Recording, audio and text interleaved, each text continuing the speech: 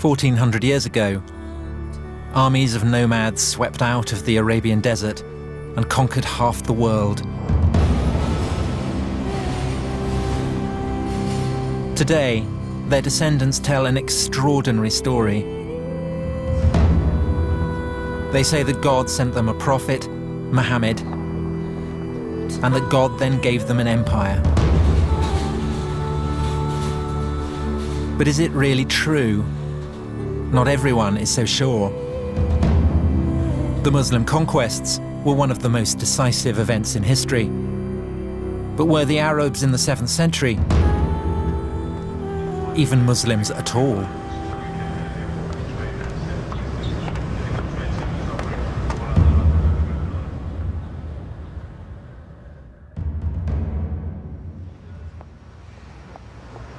My name's Tom Holland. I'm a historian. I write about ancient empires, so Persian, Greek, Roman empires. And now I want to write about the most influential of all the ancient empires, the empire founded by the Arabs in the 7th century, the empire that gave us Islam. I thought that it would be a relatively simple matter. It's been said that Islam was born in the full light of history. But when I began on the project, I discovered that that wasn't actually the case at all. When it comes to Islam's beginnings, there is no full light of history, only a kind of darkness. And when you start looking, everything seems up for grabs. From the beginning, I felt like I was being sucked into a black hole.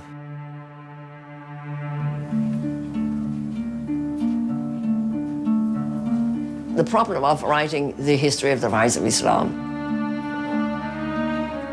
is that we have absence of evidence and we have nothing on which to tell a story.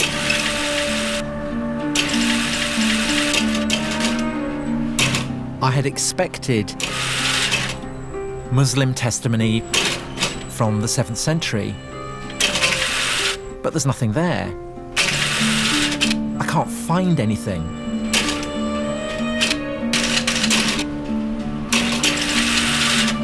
There's a problem here.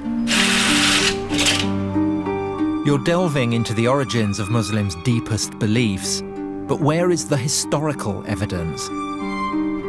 Sometimes the belief of the believer and the understanding of the scholar cannot be squared. It's a choice between doing history and not doing history. And so I do the history even though it may hurt people. You have to say things that believers don't say, things that sometimes shock believers, things that sometimes make them very angry.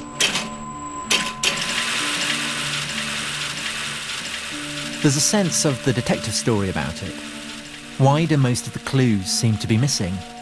When the Romans conquered the Middle East, they left behind all kinds of evidence, histories, inscriptions, coins.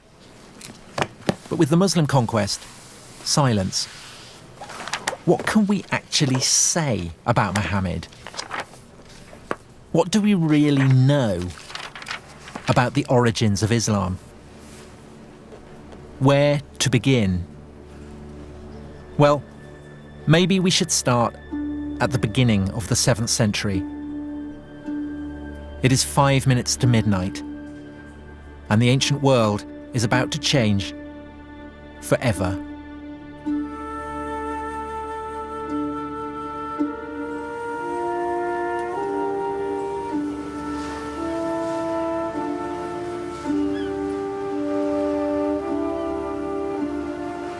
This is Istanbul. In 632, it was Constantinople. For 300 years, the capital city of the Roman Empire. A Christian city at the heart of a Christian world.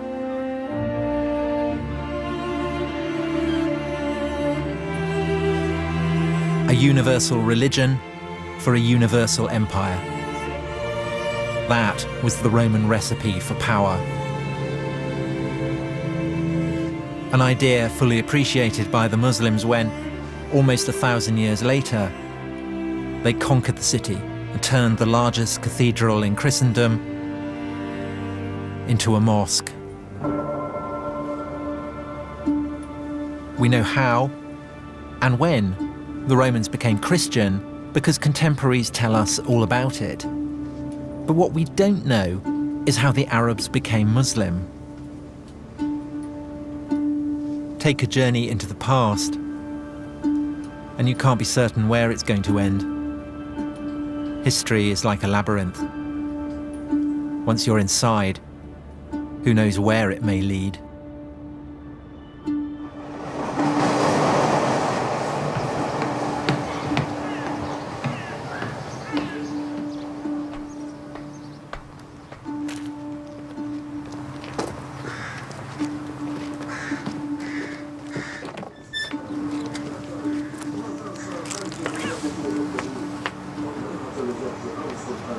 So here we are, the great palace of the Roman emperors of Christian Constantinople.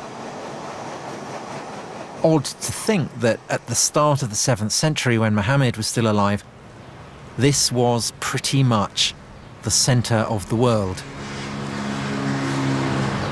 There's one awful poetry about the fact that all you've got here is splintered firewood.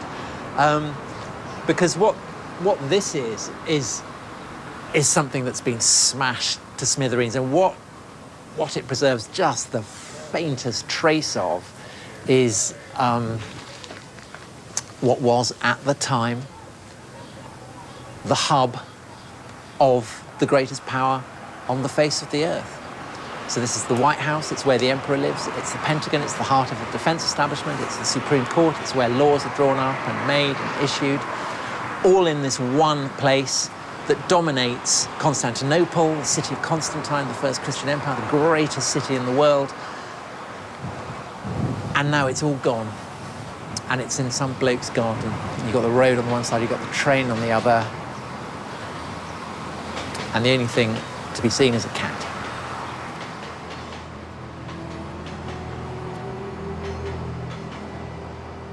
By 630, the Roman Empire had just overcome the worst crisis in its history.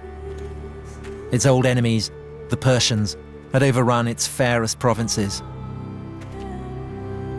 Persian troops had reached the very walls of Constantinople itself. Then, after 25 years of war, the Persians were defeated. The Roman Emperor was, once again, master of the universe. At such a moment, how could he have had any conceivable idea of the ruin that the heavens had in store for him?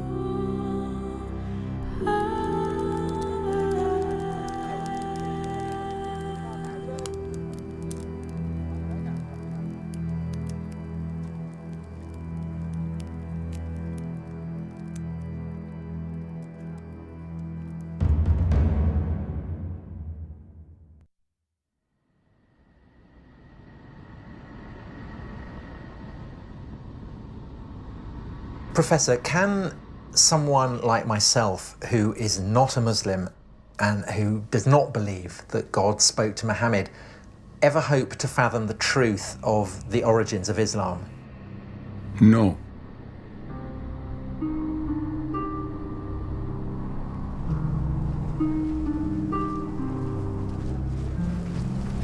العرب نعم الرسول عليه الصلاة والسلام كان عربيا. Bedouin, the face of the Arab conquest.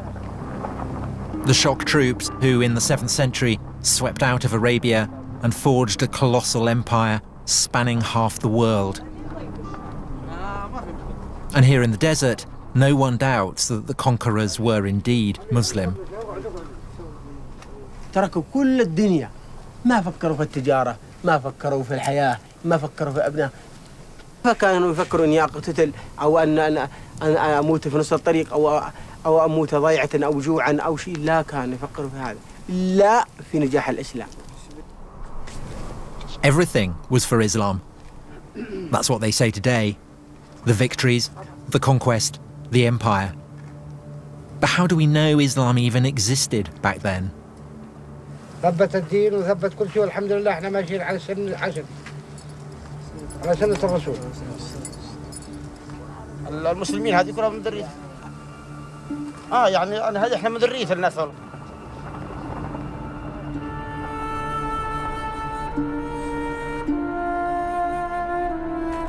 To the ancients, the Arabs were notorious savages.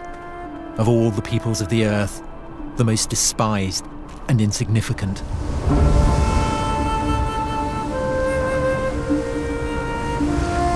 Yet after 10 years, in the first half of the 7th century, they deprived the Roman Empire of her richest provinces, crushed the Persian Empire, and taken possession of most of the Middle East.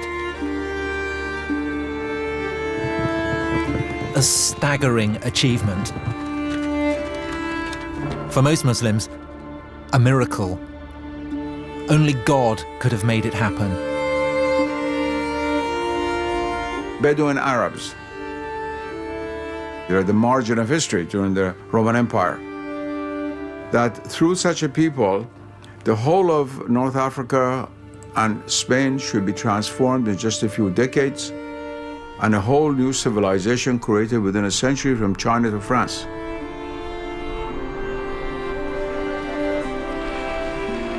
And this is a historical fact.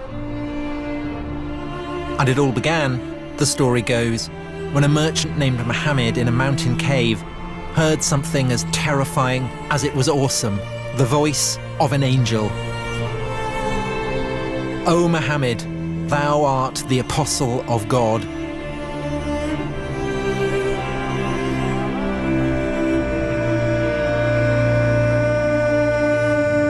God had spoken to the Arabs.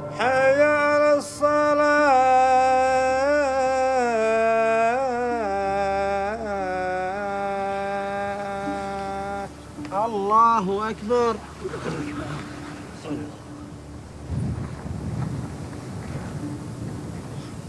الله أكبر. The message was as clear as it was elemental. الله أكبر. There is only one God. Muhammad is the prophet of God. سمع الله. Islam is submission to God. And it was this message that gave them an empire. Or was it? الله أكبر. No one doubts the conquests really took place.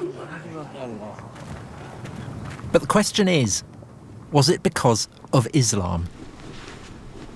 If you were a Christian or a Jew or follower of another religion for whom a similar reality exists, it'd be easier to make a jump.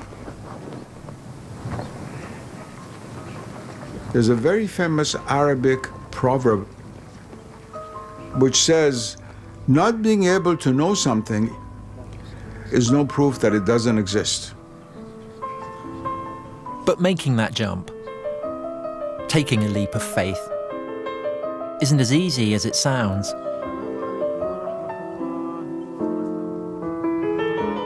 In Western universities, historical research is all about skepticism and doubt. And just as earlier generations of scholars turned a penetrating spotlight on the life of Jesus, so now some are taking a radical new look at the life of Muhammad. Patricia Kroner is a professor at Princeton. She is one of a number of historians whose research into the roots of Islam has sharply divided the world of early Islamic studies. You cannot reject the Muslim story, she wrote, but you cannot accept it either. The only solution is to step outside of the Islamic tradition and start again. There is a curtain as regards Muhammad that you can't get behind. What do we know about him and his life? Well, we know that he existed. We know that he was active somewhere in Arabia. We know that he's associated with the book, the Quran. He was the one who uttered it. But it doesn't get us to what actually happened, which is what, of course, a historian would like to reconstruct. We have absence of evidence. We have the Quran, and you can't tell the story of the basis of the Quran. We have various early non-Muslim sources. They don't add up to a story. We have nothing. We have this this one book out of a nothing. There's complete darkness. But here, that's not the way they see things. The Bedouin think they know everything about Muhammad. His character, his wives, even his favourite food. This is a whole world founded on stories of Muhammad. كان يعيش الرسول على الجمال، وكانت هي الوحيدة الذي يتنقل عليها البدو والأجمال والإسلام، وإحنا على هذه نعيش ونتحمل الصبر إن الصبر كويس، ونصبر على الماء على الظما والأكل والجوع. ولكن هذا يعاني فيها الرسول وكانت الجيش لأجل الإسلام، لنصبر هذا الصبر، لنقطع هذه السحاري، لننشر كلمة الإسلام إن شاء الله. But the problem is, how do we know this was what it was like? How can we separate what really happened from the hearsay and the myths? Do we know, did the Prophet Muhammad come here, Huna? Yes, يوان كان خرج من مكة إلى مناطق الشام وجاء على منطقة فجلس في شجرة في الصفاوي. Was there a tree?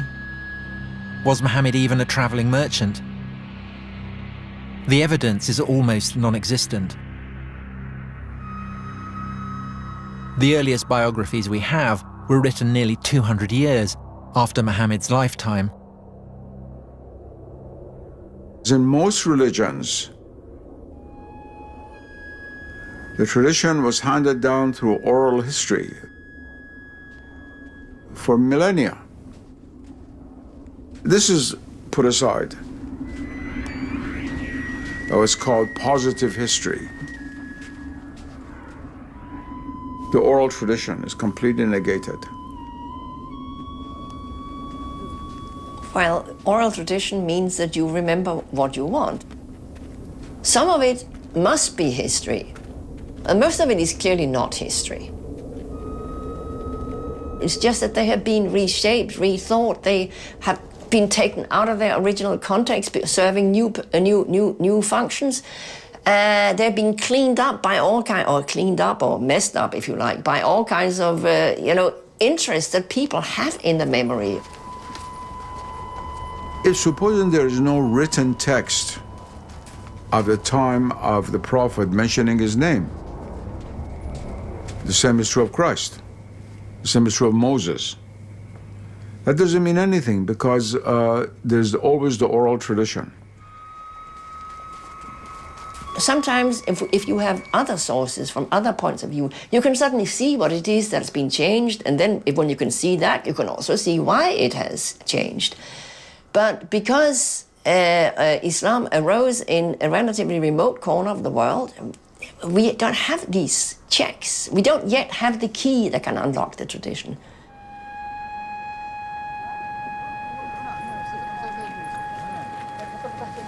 I came here to get close to the tradition. And when you're here, you can feel its weight. It's in the air. It's palpable.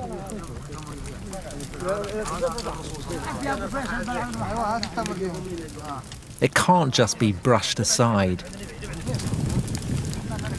Millions upon millions of people believe it. This is their history. An entire moral universe has been built around the stories told of Muhammad هذا أيام الجاهلية قبل الإسلام. كان الواحد يوم تجيه بنت خوفا لا تعمل عيبة وكذا إلى آخره يذبحها، لأنها عار، يجيب لها عار ويجيب لها منتقد بين البشر. فيجيب البنت ويدفنها ويحيى، بعد ما يدفنها ويحيى صح. عمر بن الخطاب له بنت وجابها وده يدفنها، حفر لها وده يدفنها، جاء الرمل على شاربة من هون، جابت بيدها قامت تقول بالرمل كي تمشي عن وشي، حفر لها ودملها. جاء سيدنا محمد صلى الله عليه وسلم أوقف كل الأعمال هذه.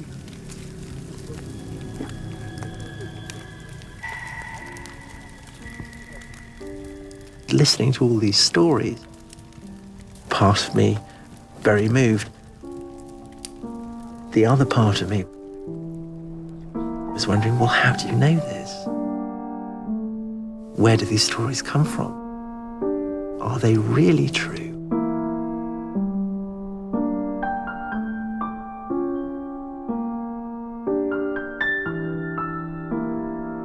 Gradually in the West,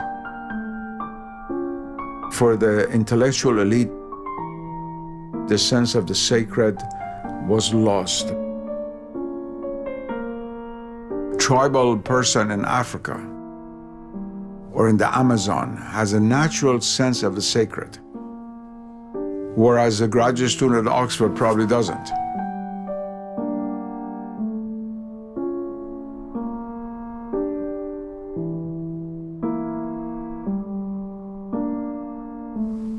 الله أكبر.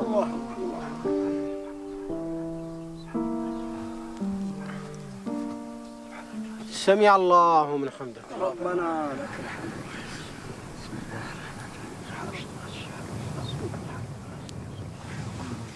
الله أكبر. الله أكبر. سبحان الله. الله أكبر. الله أكبر. يا رحمة الله. الله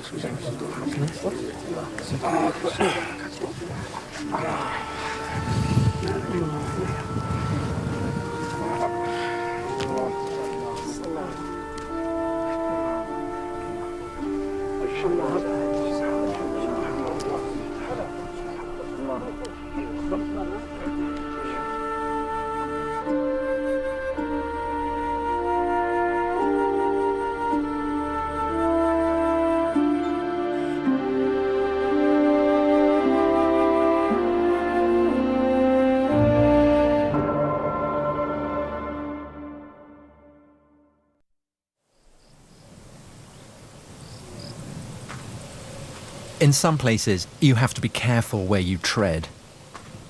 Muslims believe that from the very beginning, the great Arab conquests were all about Islam. But in the 7th century, you can barely find a new religion called Islam anywhere in the historical record. And that's why I've come here. This is Jerusalem. They've been building walls here for a long time.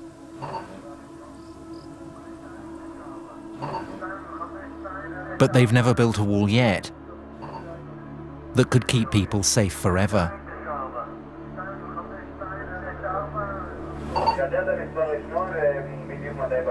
Historically, the capital city of God has always been one of the world's most conquerable places.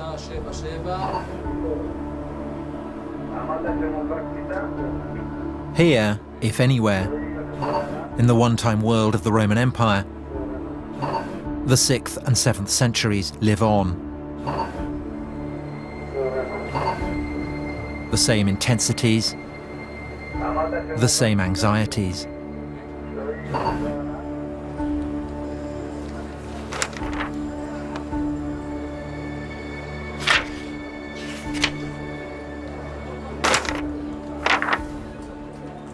For thousands of years, Jerusalem had been shaped and mapped by the religions of its rulers.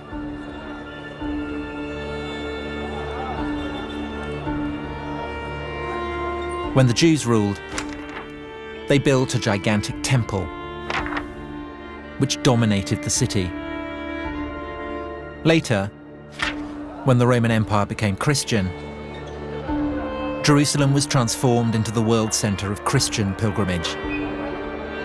Look at the street plan now, and you saw a map of a Christian world. The Jews were gone, airbrushed out of the picture. The Romans constructed a new Holy of Holies, the Holy Sepulchre, a vast cathedral raised over the traditionally accepted site of Jesus' crucifixion.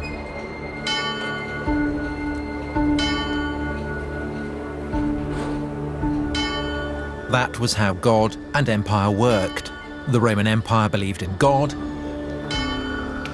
and God believed in the Roman Empire.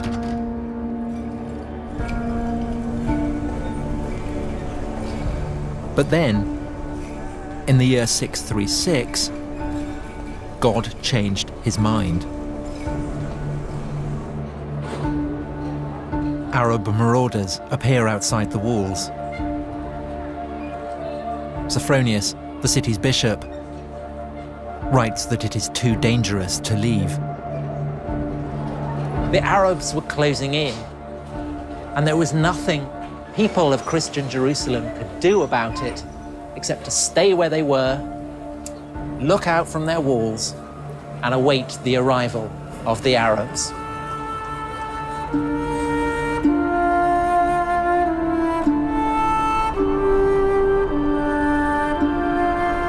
And out of the desert they came, and they had become irresistible. In 636, they beat a Roman army at Yarmouk. Soon after, they beat a Persian army at Qadisiyah. Both empires too weak after their own long wars to resist the Arabs. They marched into the richest provinces of the defeated empires. And less than 5 years after the death of Muhammad, they set their eyes upon the Promised Land. The land flowing with milk and honey, the land that God had promised to the Jews. Now, the Arabs had come to claim that birthright for themselves.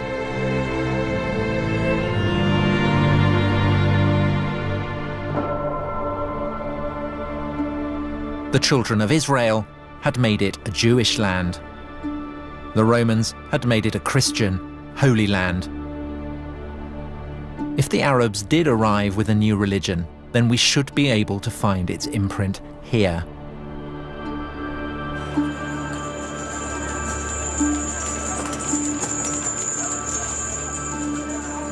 Contemporary Christian sources confirm that late in the 630s, the Arabs took over Jerusalem by peaceful negotiation. But what they don't say is what the conqueror's religion was. The truth of the matter is we don't know what was the true religion of the first Arab conquerors. We have a problem because this group of people from Arabia is tiny, and they're ruling over much larger populations who are very well versed theologically, of Christians and Jews and Zoroastrians, but very sophisticated religious ideas. Why would these populations not have risen up in rebellion against their Muslim rulers if these Muslim rulers are trying to impose something totally different that was hostile to their own beliefs? What were the Arabs up to? What were their motives? We know they called themselves believers, but believers in what? Certain Christian contemporaries tell us that the Arabs believed in a single God and that they followed a guide or instructor. But in general, their understanding of what the Arabs believed was deeply confused. Was it a form of Judaism or some kind of Christianity? Or did they have a whole new religion of their own? for the Jews as well as for the Christians. These are people coming from the desert. They don't know who these people are. They don't really know what they believe. They hear things. But perhaps there was a clue. At first, the new Arab rulers seemed closer to the Jews. They weren't interested in the Christian holy places. Instead, they began praying on the ruins of the old Jewish temple. All this only added to the Christians' sense of paranoia. Behind the invasion of the Arabs, they began to suspect a Jewish conspiracy. The moment the Arabs took over Jerusalem, they headed straight up here to what then as now is a broad, open, man-made esplanade. The holiest place to Jews anywhere in the world. So the fact that the Arab conquerors came up here and started building a prayer hall on such a sensitive spot inevitably served to raise quite a few eyebrows. The Jews hope that these Arabs from the desert come as liberators. They permitted the Jews to come back to the Temple Mount and pray there. And the Jews started believing that maybe there is something messianic in these people, and maybe their leader is the Messiah who will permit them to rebuild the temple. Christian theologians who speak about the Arab conquerors find it very hard to understand that they're dealing with a new religion. Who are they? One thing is absolutely clear. Nobody had any notion that the Arabs were doing what they were doing in the name of a freshly minted and coherent new religion, still less that what they were doing was in the name of something called Islam.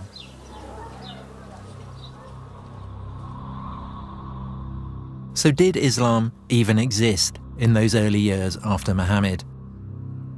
In Jerusalem, 30 years after the conquest, it was business as usual. There were Christian pilgrims in the streets. The churches were full. Ancient religions were practicing their ancient rites. But where was the prophet in all this? 30 years after the death of Muhammad, here in Jerusalem, an Arab warlord called Muawiyah was hailed as leader of the new Arab Empire. But if Muawiyah was a Muslim, then he showed precious little sign of it. The astonishing thing is that nowhere, not on his inscriptions, not on his coins, not on any of his documents, is there so much as a single mention of Muhammad.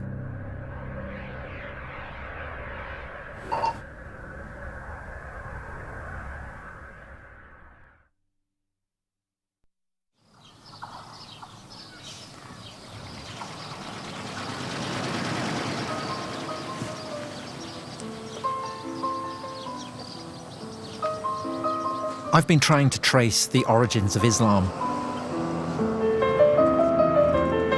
But it's a bigger mystery than I'd ever imagined. This is the Holy Book of Islam, and it's the earliest source for Islam that we have. Find out where the Quran was composed, and you find out where Muhammad was operating, and then you get a picture of where Islam might have begun. In the Quran, it tells Muhammad to follow the path trod by Abraham. Maybe that's the place to start looking.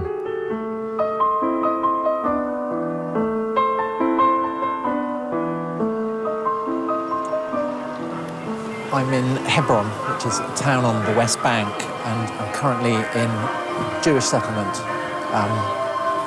But Hebron is also very much a Palestinian city, and so the atmosphere is probably as tense as it is anywhere between Israelis and Palestinians. There are Israeli soldiers here with very large guns. And what they're guarding is this, the burial place of Abraham.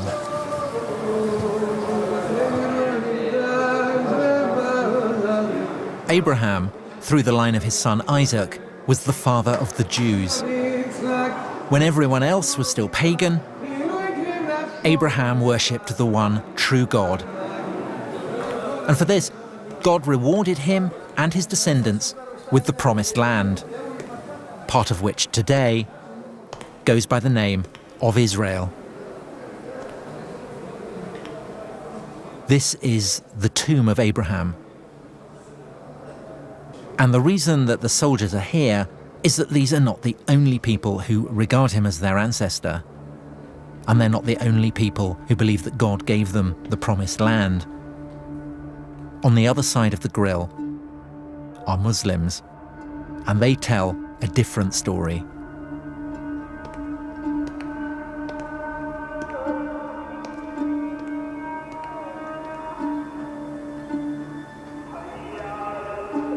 This is the Muslim side, and the reason they revere Abraham is because, as well as Isaac, he had another son, Ishmael, the father of the Arabs. This is the tomb of Abraham that we saw earlier from the Jewish side, but we're now looking at it from the Muslim side. The significance of Abraham and this association that was made between Arabs and Ishmaelites, the children of Ishmael, is actually much older than Islam itself.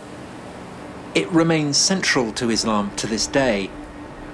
According to Muslims, Abraham is their prophet, and the religion he founded was not the religion of the Jews, but Islam. And in the Quran, we read that Ishmael helped Abraham to build a house of God at a place called Bakkah.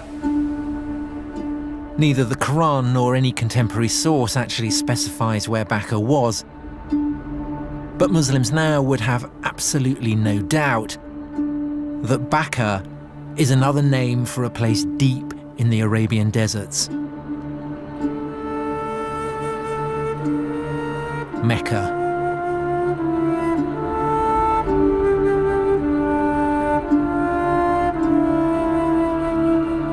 The holiest city in Islam, the birthplace of Muhammad. This is the largest mosque in the world. At its center, the Kaaba, the house of God, first built by Abraham and his son Ishmael, on foundations laid by the first man, Adam. It is older and holier than anywhere else in the world. It was in the hills above the city that Muhammad received the first of his revelations from God. These revelations would form the holy book of Islam, the Quran, the very word of God. Mecca is where Muslims believe everything began. The crossroads of faith and history. Surely here then, you would think, we could find solid evidence for Islam's beginnings.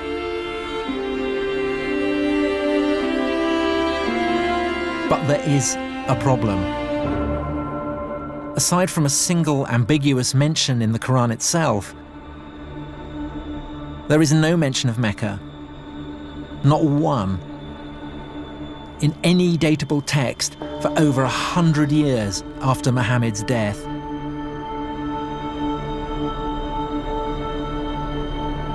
How can we know that Muhammad does come from Mecca? We can't. But on the other hand, if he doesn't come from there, you have to come up with a plausible alternative for where he might have come from, and why would you want to take that on? Why take it on? Well, it's what historians do. If things don't fit, you try something else that might fit.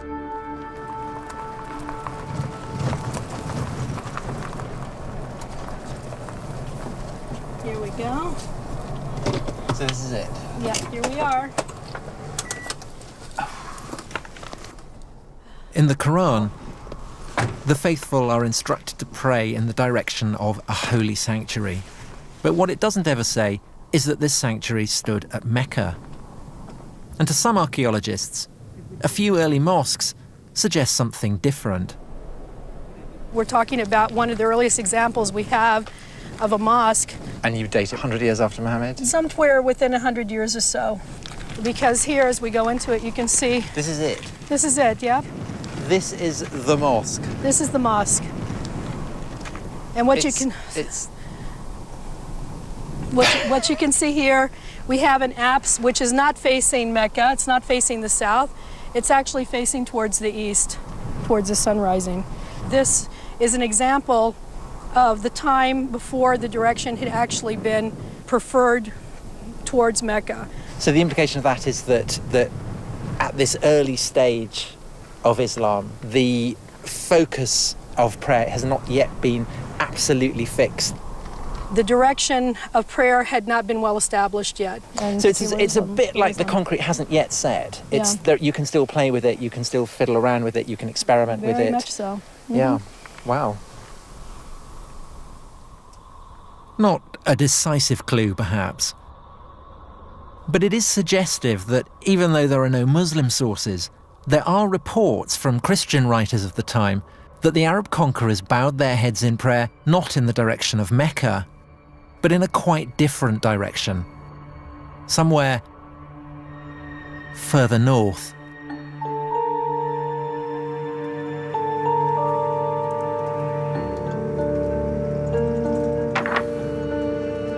In the Quran, it never actually states that Muhammad lived in Mecca, nor that Mecca was where the first revelations took place. Does the material in the Quran point to Mecca being the setting for God's revelations to Muhammad? No, it doesn't. I mean, there is mention of a sanctuary. There is a sanctuary, for sure. But where is that sanctuary? That's, of course, we can't tell. It's devilishly difficult to sort of extract what the context might have been from the text itself. In Muslim tradition, the people of Mecca are pagans, worshippers of idols.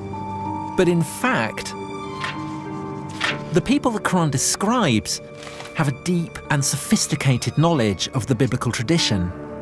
The Quran retells biblical stories and alludes to biblical stories, not just biblical, but also post-biblical developments. All this is clearly known to the audience. It suggests that what we have is a kind of response on the part of, let us say, Muhammad, to the debates that were going on in Christian and Jewish communities, where they were debating theological issues and questions that come out of the Hebrew Bible and come out of the New Testament. And the Quran seems to be an effort to engage in the discussion. And so there's a strong connection with the late antique religious discourses that were alive throughout the Near East. So it's obviously not a pagan world we're looking for. The people in the Quran worship a single God, but it then accuses them of praying to beings other than God. And there's something else. The people the Prophet addresses in the Quran are farmers, agriculturalists, but there was no agriculture in Mecca. Mecca does not have an agrarian base. In Mecca, it seems to have been quite an arid valley. If Mecca is this barren, infertile place, how is it that in the Quran, the opponents of the Prophet are described as keeping cattle and growing olives and vines? Good question. This is one of the reasons why some scholars feel that the text of the Quran is really plugged into, say, Syria. Because that's where vines and olives grow, you would find much those further in north. Geographical Syria, where you don't find olive trees in Mecca. So if Mecca wasn't the starting point of Islam, what was?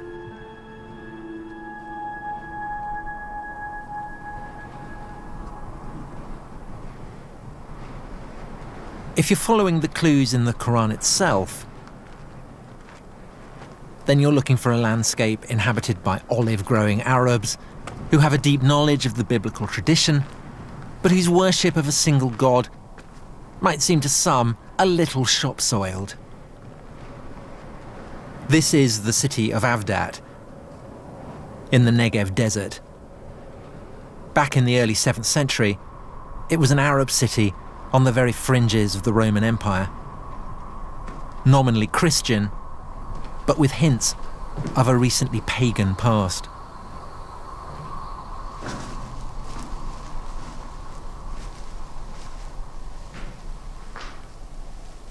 There can be no doubt that this is a Christian place of worship. There are 2 crosses on the ceiling, but there's also something very interesting in the corner, which is a bull complete with horns, and the bull is an image that very probably is drawn from much older native Arab pagan traditions.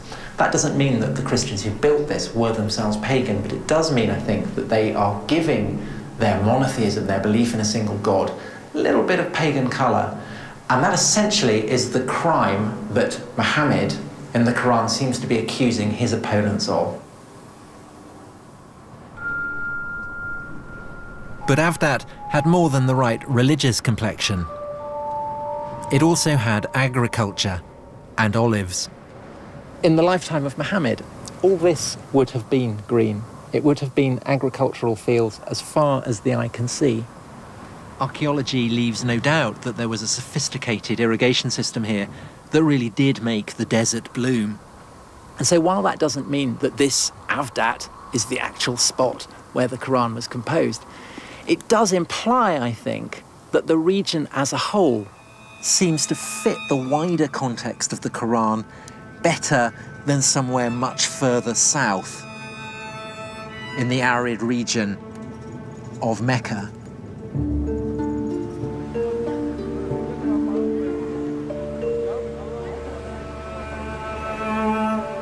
When you read through and through the Quran, what's really striking as compared, say, to the Bible, which is full of allusions to recognizable landscapes that we know, in the Quran, it's an effort to find an allusion to any landscape or natural setting that we could actually pin down.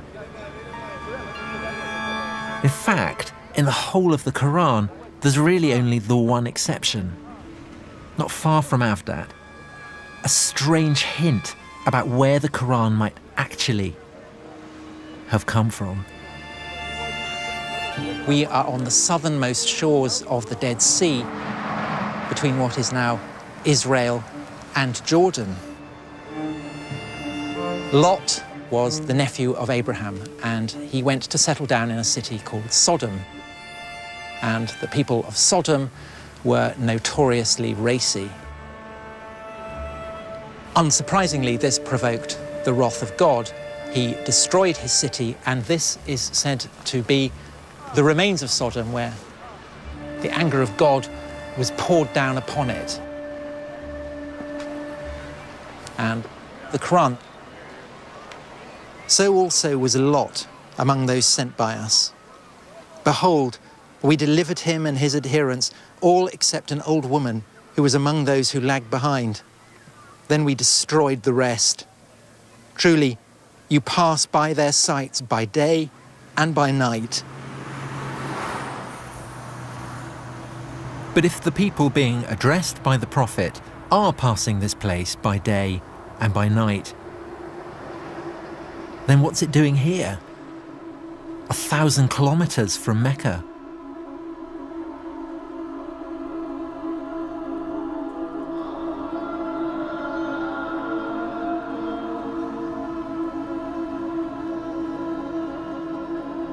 In terms of someone who is looking for clues, you are very much in the situation of someone who is panning for gold. And I think that this passage is just one little fleck.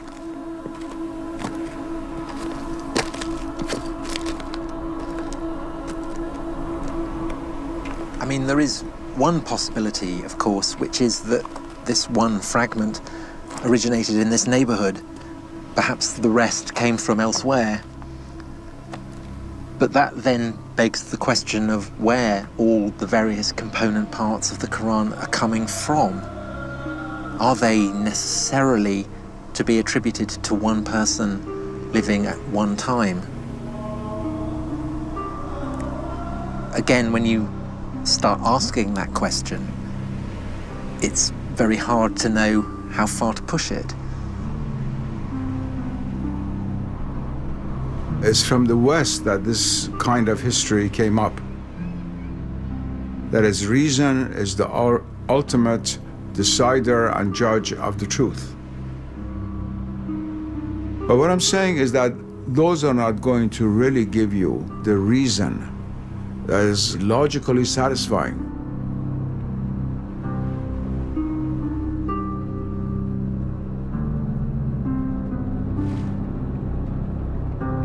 Where do you think the likeliest place of its origin? Well, that I don't know.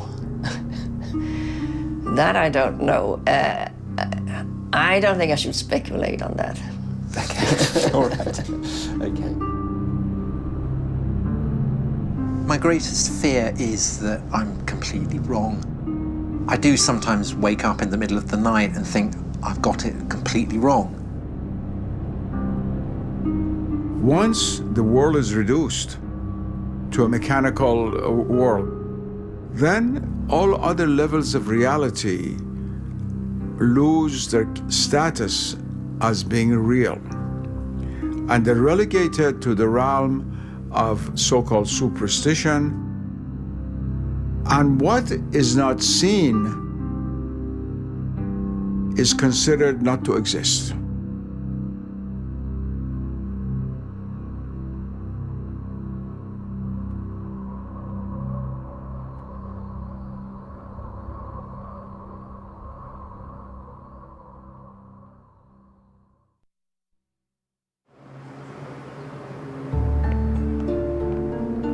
Trying to track the origins of Islam has been like chasing a mirage.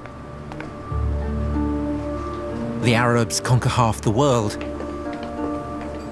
but they don't talk about Muhammad. There's no mention of Mecca. So what do they do in detective stories? They follow the money. Any of these? What's the first coin that actually mentions the name of the Prophet Muhammad on the coins? Do any of these coins mention Muhammad by name? with Muawiyah. Yeah, but is the name of the Prophet Muhammad mentioned? No. Every coin tells a story. Every inscription conveys an idea of power. But sometimes what's not on the coin can be just as significant as what is. It would be nice to see the earliest coin that mentions Muhammad. The earliest coin that has Muhammad's has the name of Muhammad. They don't have it, but because it's odd that we're 60 years on from the death of Muhammad and no mention of Muhammad. For nearly 60 years, the rulers of the Arab Empire didn't put Muhammad on their coins, and then they did.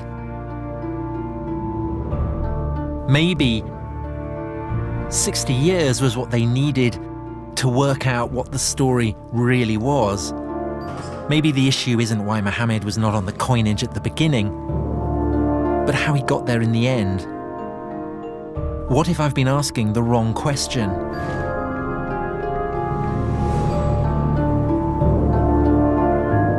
What if it wasn't Islam that gave birth to the Arab Empire, but the Arab Empire that gave birth to Islam? The empire was rich beyond imagining. By the mid-680s, it stretched from northern Persia to Egypt and North Africa. But who had the right to rule it? A vital question on which the Arabs could not agree. And with so much to play for, they began to turn upon themselves.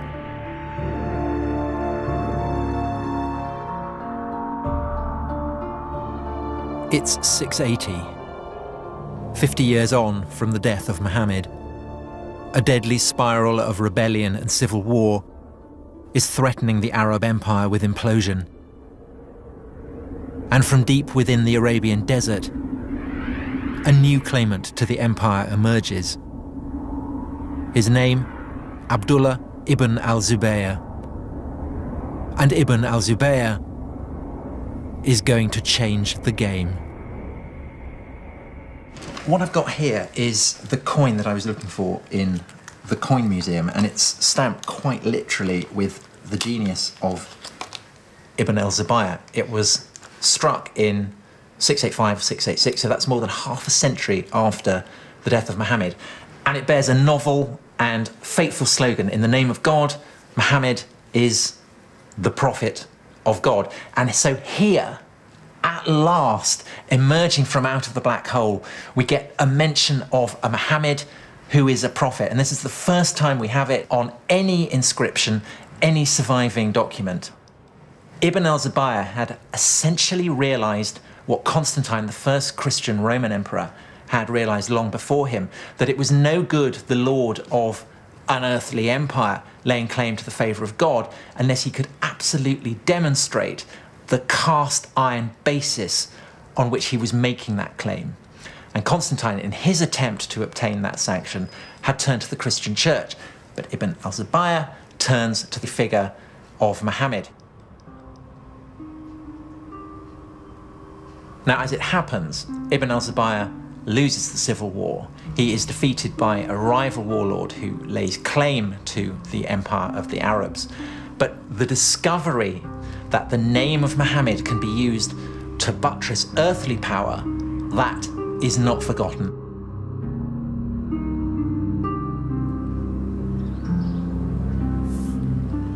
The Civil War had been a very close-run thing. And the victorious warlord, Abd al-Malik, had no intention of ever again allowing Muhammad's legacy to fall into the hands of a dangerous rival. The Romans had known all about religion and power. When they had become Christian, they had redrawn the map of Jerusalem.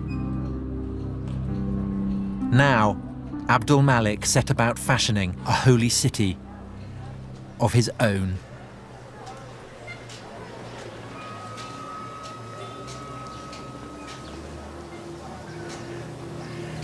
God, it's beautiful. The Dome of the Rock.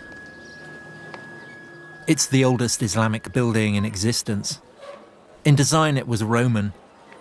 And Abd al-Malik was doing something else that was Roman, plugging his dominion into the power of God.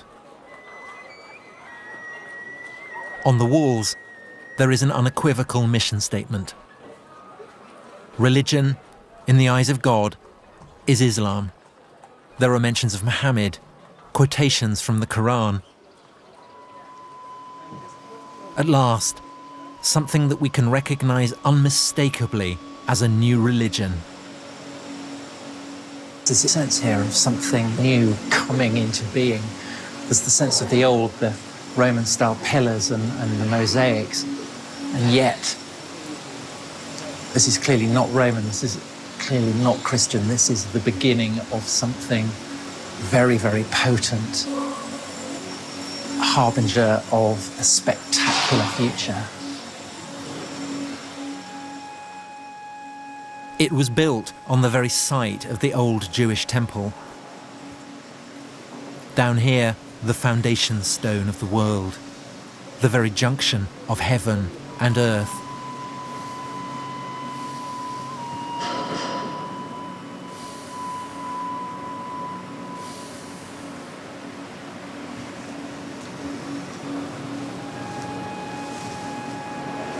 This is quite possibly one of the most awesome places on the entire planet.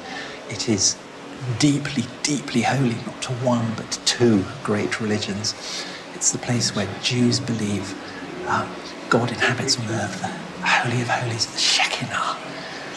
And to Muslims, it is the cave that Muhammad prayed in after being brought here from Mecca before he ascended to heaven to be confirmed as the seal of the prophets. So, in religious terms, this is like a sort of nuclear reactor, firing out isotopes and power.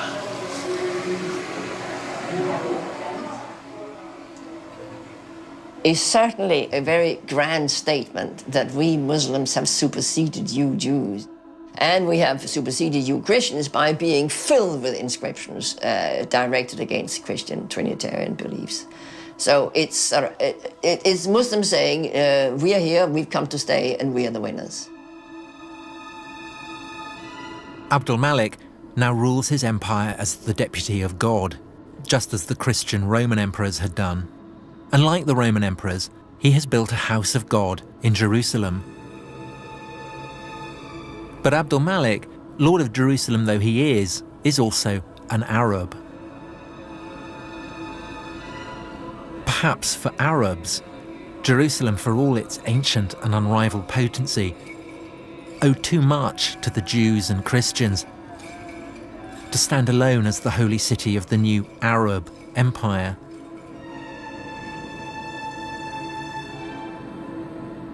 A poet at Abdul Malik's court describes him as the lord of two houses sacred to God, one in Jerusalem and one, well, he doesn't say where it is.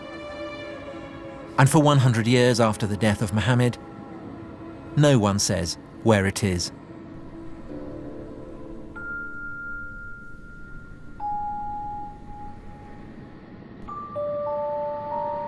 All sources go on calling it a place in the desert. It's a sanctuary in the desert, without giving it a name. And at some point, this sanctuary must have been fixed at Mecca, in the middle of the desert. But why? The truth of the matter is we don't know what was the true religion of the first Arab conquerors. It's an Arab story. Arabs come from the desert. God is speaking to the Arabs. They don't want Jews or Christians having any influence on Muhammad. الرسول عليه الصلاة والسلام كان عربيا. المسلمين هذه كلها من ذرية. يعني هذه احنا من ذرية النسل. The Quran is in Arabic. The Quran is full of characters from the Bible. But if the book came out of the desert, how did these characters get there? We have nothing. We have this one book out of nothing. We don't have the key that can unlock the tradition. But maybe that's the point. We're not supposed to unlock the tradition. God's message comes to a prophet. The prophet lives in a desert. There is no room for anyone else. It's remote. It's remote. It's uncontaminated. It's pure. It's a place where we can rule out that Muhammad got his ideas from others than God.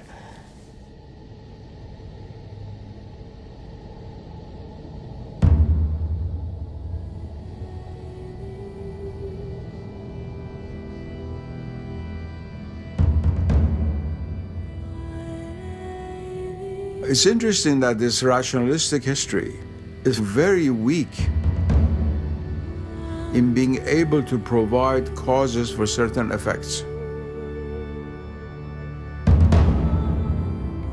Not being able to know something is no proof that it doesn't exist. You begin by looking in the record, and all you find is emptiness. And you end up in the desert, and all you see is emptiness. But perhaps the emptiness is the answer.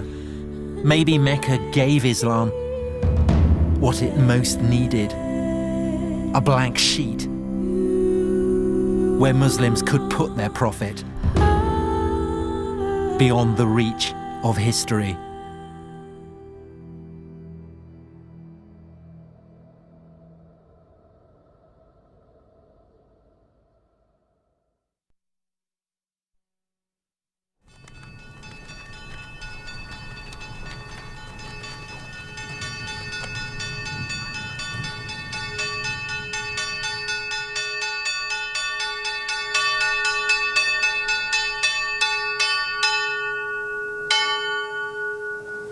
Professor, do you think that what I am doing is complicit with the brute fact of Western imperialism, Western hegemony? No, not necessarily.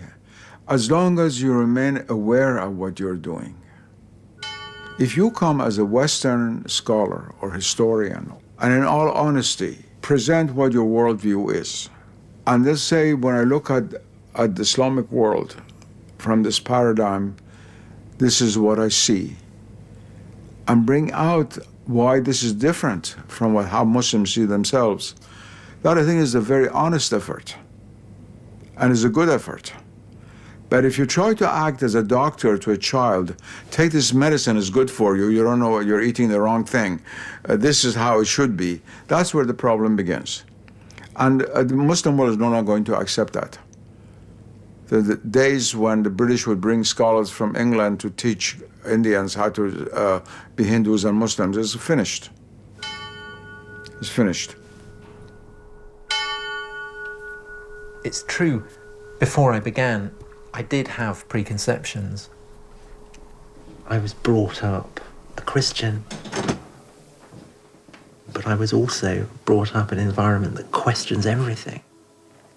Studying ancient history is a process of paint stripping, tearing away stories that you want to believe the literal truth of. This is supposed to be Mount Sinai, where Moses saw the burning bush, where God gave him the 10 Commandments. But there's no historical evidence for any of this. Christian monastery, Roman fortifications, the old partnership, God and empire. Between them, they turned this place into Sinai. In my heart, I want to believe it, but my head won't let me. We believed that there was a living tradition kept by the people here, that this is where God had revealed himself in an extraordinary way. How much would it matter if it turned out that this wasn't the place where Moses had received the 10 Commandments? But the spiritual encounter with God is more important. The reality is there, even if your eyes aren't open to see things in actuality. God is always present, but you're not aware of his presence. Ultimately, the city of God matters more than the city of man. Yes.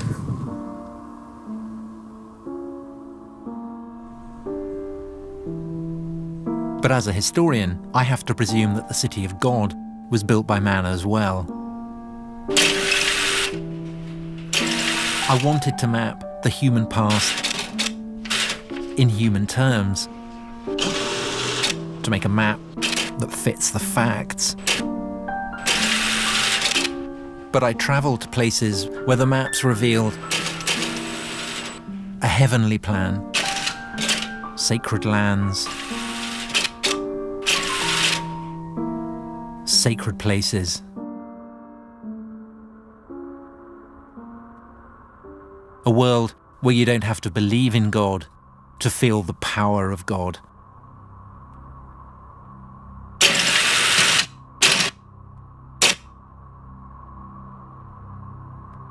This is the Promised Land. Some call it Israel, some call it Palestine. A land where Muslims, Christians, and Jews still fight over the story of a promise made by God to Abraham thousands of years ago. Was there really a promise? It's not for the historian to say. But the world believers make in the name of God, that is what history is about. Even today, more people die for visions of heaven than they ever do for historical facts. Stories that never happened can be infinitely more powerful than stories that did.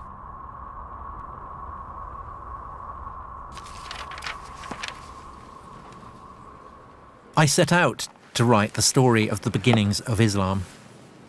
If you're a Muslim, then there's no problem. Everything is explained by God. But I'm not a Muslim. And I don't think that civilizations appear like lightning from a clear blue sky. What I think now is that Islam emerged from a whole range of circumstances. From the religions and the empires and the convulsions of the world that witnessed its birth. And yes, of course, it is still the case.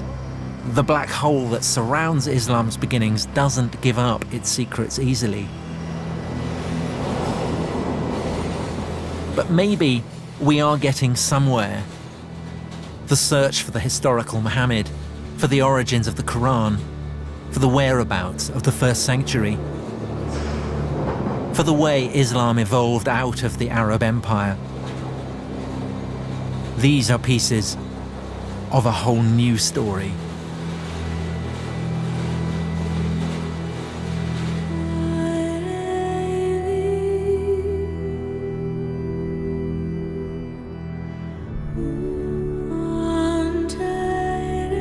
Tomorrow night, the wait is over. The Paralympic Games opening ceremony kicks off at 8. It's shrouded in secrecy, but I can tell you in all probability it won't feature Timothy Spall in a hat like the other one.